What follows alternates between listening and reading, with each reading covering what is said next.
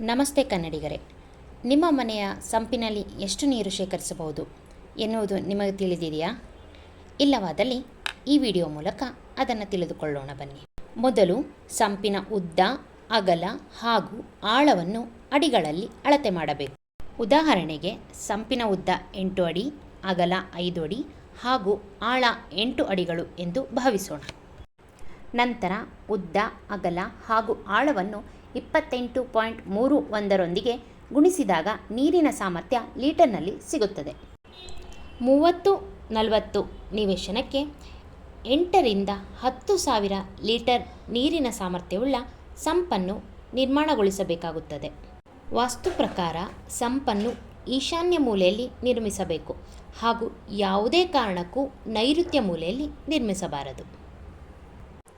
ಕಟ್ಟಡ ನಿರ್ಮಾಣದ ಬಗ್ಗೆ ಇನ್ನೂ ವಿಚಾರ ತಿಳಿದುಕೊಳ್ಳಬೇಕು ಎಂಬುದಾದರೆ ಕಮೆಂಟ್ ಮಾಡಿ, ಲೈಕ್, ಶೇರ್ ಹಾಗೂ ಸಬ್ಸ್ಕ್ರೈಬ್ ಮಾಡುವುದನ್ನು ಮರಿಬೇಡಿ. ಧನ್ಯವಾದಗಳು.